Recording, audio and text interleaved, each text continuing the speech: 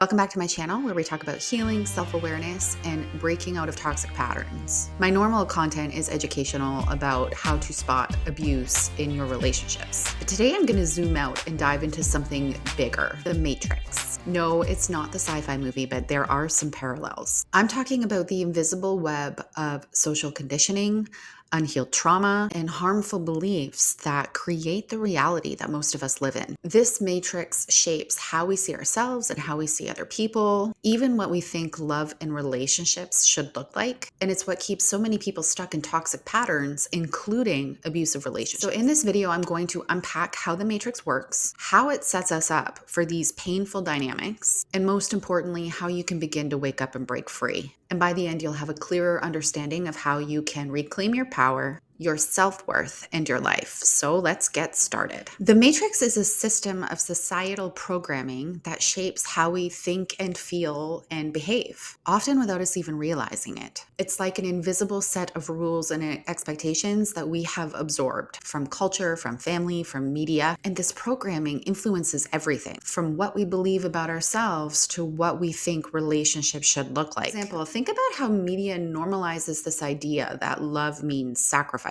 We've been told that true love means giving up everything for somebody else, your time, your needs, your identity. And over time, we internalize this idea, believing that the more we sacrifice, the more we're worthy of love. But in reality, this belief sets us up for unhealthy, one-sided relationships where we abandon ourselves to meet other people's needs. And the Matrix keeps us stuck in these cycles by normalizing these unhealthy patterns and convincing us that it's just how life works, but it's not. Once we start questioning these beliefs, we can begin to wake up to see what's really going on. You need to know what the Matrix is, and you need to know that it was designed to limit you. So the Matrix isn't just a set of beliefs and patterns, it is an intentional system designed to limit your potential and keep you stuck in conformity. At its core, it's a web of societal structures, including patriarchy and government systems and cultural norms that have been put in place to control, suppress, and define how we think, act, and feel. Patriarchy, for example, plays a huge role in how we perceive ourselves and our worth. It teaches us that certain traits, like strength and independence and emotional expression, are either undesirable or reserved for specific genders. So this creates rigid roles that prevents us from embracing our authentic selves. For women, this often means repressing your voice, ignoring your needs, and prioritizing the comfort and power of others over your own. Governments and institutions play huge roles in the Matrix because they set the laws, policies, and practices that maintain control, often keeping us dependent and divided. And while these structures can provide order, they also condition us to follow without questioning or challenging the status quo. So this will keep us locked in a cycle of conformity, where we're discouraged from breaking free of what is considered normal or acceptable. The Matrix isn't just about outside forces. It's internalized through generations of cultural messaging, social expectations, and family conditioning. So it influences how we view relationships, what we accept as normal, and how we see ourselves in the world. And it convinces us that we need to fit into a certain mold in order to be considered valuable. And it's often at the cost of our own happiness and our own well-being. But here's the truth. The Matrix was created to intentionally limit you. It thrives from keeping you small and distracted and disconnected from your true power. I promise you don't have a bad picker. You have grown up in a society that has kept you limited because they do not want you to reach your full potential. One of the most damaging aspects of the Matrix is how it teaches us to self-abandon, especially for women. From a young age, societal norms have taught us that being good means putting other people's needs ahead of your own. We're praised for being accommodating and nurturing and self-sacrificing, while being assertive or prioritizing yourself is often labeled as being selfish. And this conditioning shows up in our relationships when we ignore our boundaries or our intuition or even obvious red flags to avoid conflict or being perceived as too much or high maintenance. For example, say you're dating somebody who dismisses your feelings and crosses your boundaries. Instead of addressing it or walking away, you tell yourself, maybe I'm overreacting, or I don't want to seem too demanding. You suppress your discomfort to keep the peace, even though it chips away at your sense of self. So this is how the matrix traps you. It convinces you that prioritizing yourself is wrong. But self-abandonment doesn't create healthy relationships. It creates power imbalances, and it leaves you vulnerable to toxicity. Waking up means recognizing this conditioning and learning to value your needs as much as other people's. The matrix also distorts how we view love, often confusing possessiveness and control as love and devotion. It's something that we see glorified in movies and songs, where controlling behaviors are painted as romantic or a sign that somebody must really care. This conditioning makes it really difficult to spot unhealthy behaviors in other people because we have been taught to see control as love. For example, imagine that your partner is constantly asking for updates on where you are, who you're with, or what you're doing. And at first you might interpret this as, oh, they're just being attentive, or they must really care about me so much. But over time, this will start to feel suffocating, because what's really happening is control, not care. True love is built on trust and freedom, not surveillance and restrictions. So the matrix keeps you trapped by romanticizing these behaviors, making us question our instincts when something feels off. So recognizing these things is a key piece to waking up from the matrix. When you start to see control for what it really is, you can set boundaries and demand a relationship that is built on mutual respect and trust, not possessiveness.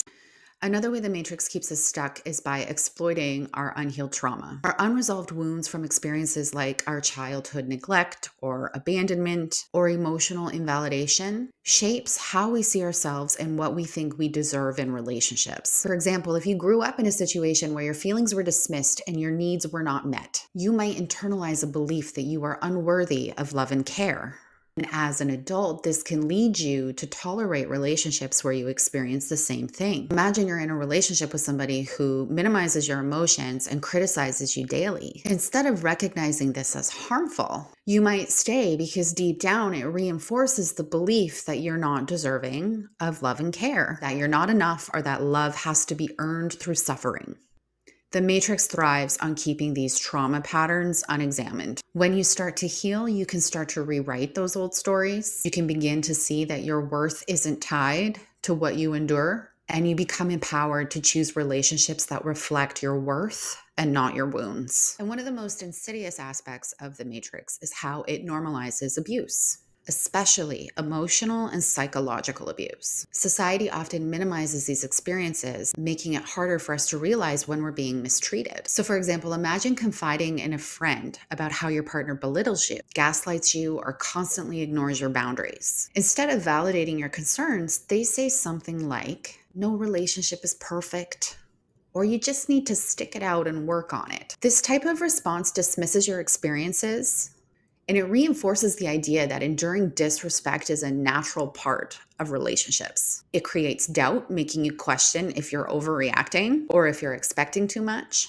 when in reality, you're experiencing abuse. And the matrix feeds off this normalization because it keeps us compliant and silent. Waking up means challenging these narratives. Emotional abuse is real, and it's just as harmful as physical abuse. Recognizing that you deserve respect and emotional safety is the first step to breaking free from the matrix's grasp. So the first step to breaking free from the matrix is recognizing the thoughts and the belief patterns that are keeping you stuck. Start by reflecting on your deeply held beliefs about love, about relationships, about your own value. These beliefs are often shaped by social conditioning and our unhealed trauma, and they dictate what you expect and tolerate in your relationships. The next step is to reconnect with your inner voice. That's the part of you that knows the truth, even when the matrix tries to drown it out. Listening to your intuition can be really challenging, especially after decades of listening to the noise of society around you. But your inner voice is your guide to freedom. Step 3 is learning to set boundaries rooted in self-respect. One of the most powerful ways to break free from the matrix is to learn to say no.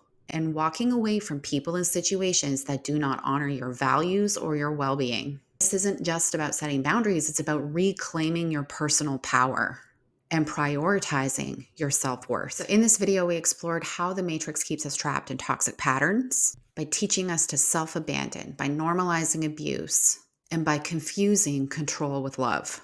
But breaking free is possible. And if you want to learn more about the matrix and how to break free from its conditioning, I have a 10-part video series called Seeing the Unseen. I will link it in this video's description. By questioning our beliefs, by learning to trust our intuition, and by setting healthy boundaries, you can wake up and reclaim your power. Now it's your turn. Reflect on your own experiences. Where have you noticed these patterns showing up in your life?